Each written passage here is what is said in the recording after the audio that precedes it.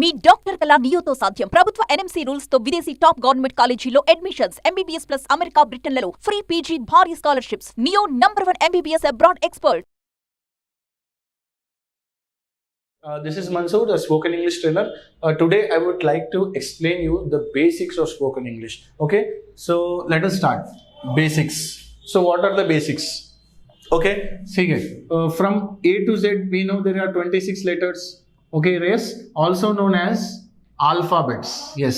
So how a word is formed? By joining letters, a word is formed. And how a sentence is formed? By joining sentences, by joining words, a sentence is formed. And how a paragraph is formed? It is formed by joining sentences. Why I am telling you this basics?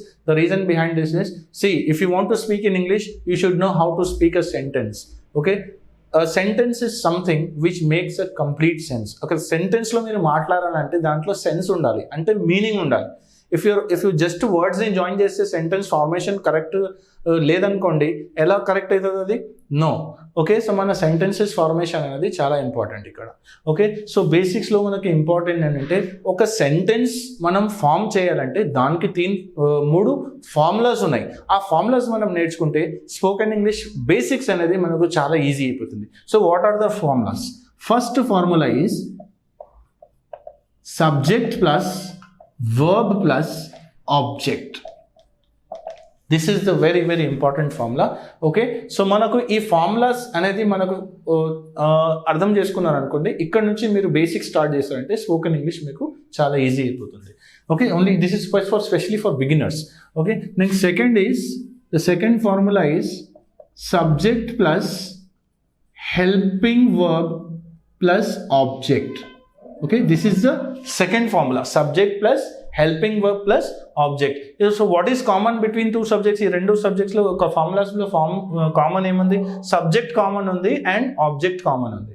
మన first ఫార్ములాలో verb ఉంది, second ఫార్ములాలో helping verb ఉంది. అంటే first ఫార్ములాలో main verb ఉండాలి, second ఫార్ములాలో helping verb ఉండాలి. So this is very important. Next third formula. What is the third formula?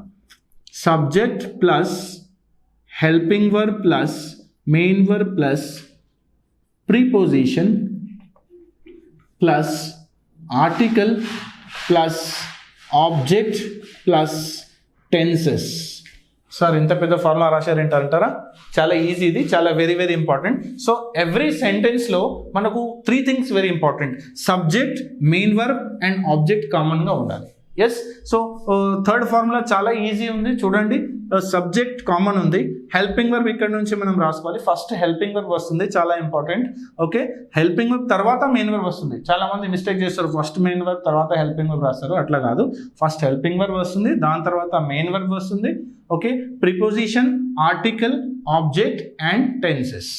Okay, so ఈ 3 formulas మీరు కరెక్ట్గా నేర్చుకుంటే spoken English sentences formation, sentences ఎలా చేయాలనేది మీకు చాలా ఈజీ ఉంటుంది. Okay, so subject plus, once మీరు రిపీట్ చేస్తే, subject plus helping verb plus main verb plus preposition plus article plus object plus tenses. Sir పైన ఉన్న ఫార్ములాలో ప్రిపోజిషన్ ఆర్టికల్ రాదా అంటారా?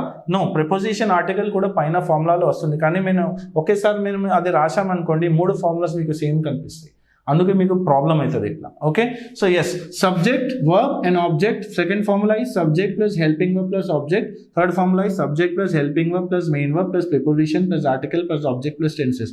సో ఈ ఫార్ములాలో ఇంపార్టెంట్ ఏంటంటే, మీరు ఇక్కడ నుంచి ఇక్కడ వరకు, ఓకే, స్టార్టింగ్ నుంచి ఇక్కడ వరకు సబ్జెక్ట్స్ అంటే ఏంటి, అవి టోటల్ ఎలా ఉన్నాయి, అదేంటి అనేది మీరు తెలుసుకోవాలి. Okay, so I, he, she, it, we, you, they, this, that, these, those, ఇవన్నీ ఏంటి? సబ్జెక్ట్స్. హెల్పింగ్ వర్బ్స్ ఎన్ని ఉన్నాయి? Is, am, are, was, were, shall be, will be, ఇవన్నీ helping verbs. Have, has, had, shall have, will have, ఇవన్నీ helping verbs. So మనం helping verbs నేర్చుకోవాలి. Okay, starting ఇక్కడ నుంచి స్టార్ట్ చేయండి మీరు. ఓకే, నెక్స్ట్ వర్బ్స్ అంటే ఏంటి? Something which shows an action is called verb. మనం ఏం పని చేస్తామో అది verbs. Okay, so these verbs are divided into 5 forms: V1, V2, V3, V4 and V5. Okay, ఈ 5 వర్బ్స్ని మనం ఎలా వాడాలి? ఈ సబ్జెక్ట్ ఏ సబ్జెక్ట్తో మనకు ఏం హెల్పింగ్ వర్బ్ వస్తుంది, ఏం మెయిన్ వర్బ్ వస్తుంది, ఈ ఫస్ట్ 3 పాయింట్స్ చాలా ఇంపార్టెంట్ ఉంటుంది సెంటెన్సెస్ ఫార్మేషన్లో. For example, I'm going to office ఒక సెంటెన్స్ ఉంది. సో ఐ అనేది ఏంటి ఇక్కడ? ఐ అంటే subject, am is the helping verb, going అంటే మెయిన్ వర్బ్, నేను వెళ్తున్నాను. To preposition. Okay, that preposition means it is nothing but part of speech, parts of speech. అంటే పార్ట్స్ ఆఫ్ స్పీచ్ మీరు నేర్చుకున్నారంటే ఈ సెంటెన్స్లో ఒక మంచి పాయింట్ మీరు నేర్చుకున్నట్టు, అంటే కరెక్ట్ పార్ట్ ఆఫ్ సెంటెన్స్ మీరు అందులో యాడ్ చేస్తున్నట్టు. నెక్స్ట్ ఆర్టికల్స్, అంటే ఆర్టికల్స్లో ఏమేమి వస్తాయి? A, an and the, definite and indefinite articles, ఇవి ఎలా యూస్ చేయాలి.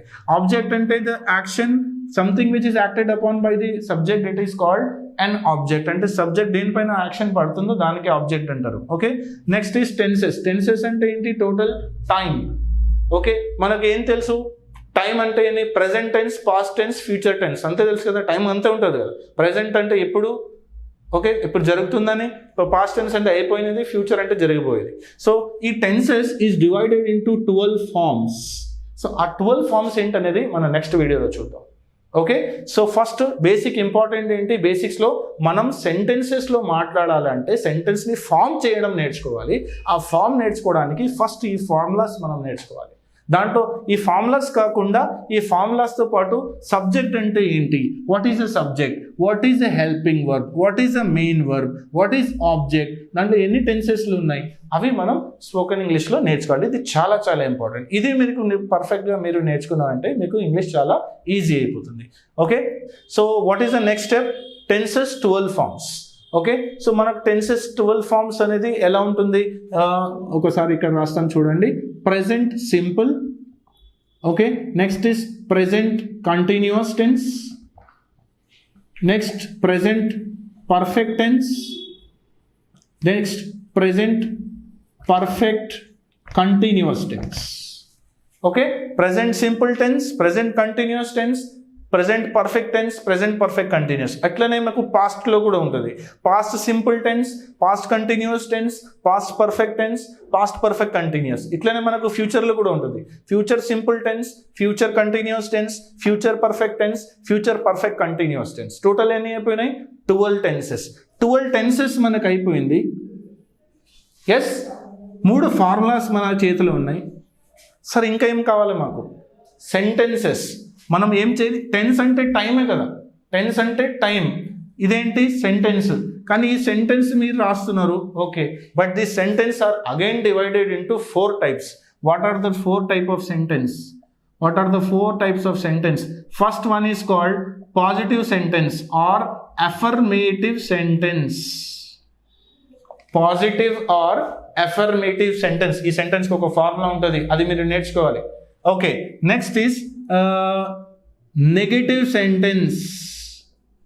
పాజిటివ్ సెంటెన్స్ తర్వాత negative sentence. Third one is interrogative sentence, interrogative sentence. And fourth one is negative interrogative sentence. ఈ 4 టైప్ ఆఫ్ సెంటెన్సెస్ నేను ఇక్కడ ఒక ప్లేస్లో రాస్తాను. చూడండి, ఇక్కడ మనకు టోటల్ 12 టెన్సెస్ రావాలి. ఈ 12 టెన్సెస్ ఈ 3 ఫార్ములాస్ పెట్టి మనం ఎలా, ఇదంటే ప్రెజెంట్ సింపుల్ ఫార్ములా ఏంటి? Subject plus V1 plus object.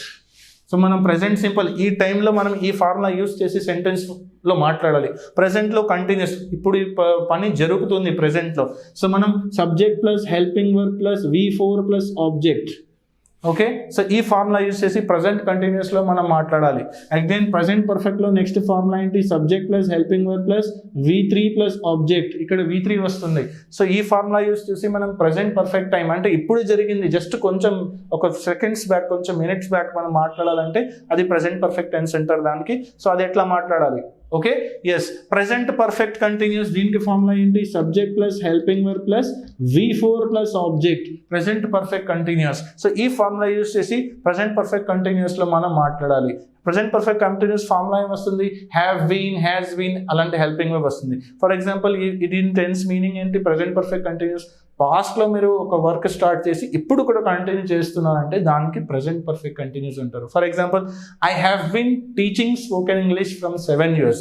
అంటే నేను 7 years back spoken English training start చేశాను, ఇప్పుడు కూడా చెప్తున్నాను. So I have been teaching అని చెప్పాలి. I'm teaching from spoken English from 7 years అలా చెప్పారంటే అది రాంగ్, గ్రామటికలీ అది రాంగ్. ఓకే, ఐఎమ్ టీచింగ్ అని రాదు, ఐ హ్యావ్ బీన్ టీచింగ్ అని వస్తుంది. సో ఇట్లా మనం గ్రామర్ కరెక్ట్గా నేర్చుకుంటే స్పోకెన్ ఇంగ్లీష్ కూడా కరెక్ట్ మాట్లాడతాం. ఓకే, సో ఇట్లా మనకు 12 tenses తెలిసి ఉండాలి, 3 ఫార్ములాస్ తెలిసి ఉండాలి. ఈ 4 type of sentenceలో మనం అది అప్లై చేయాలి. ఓకే, ఇవన్నీ మనం ఎట్లా చేయాలి నెక్స్ట్ వీడియోలో మనం చూద్దాం. Okay, thank you very much.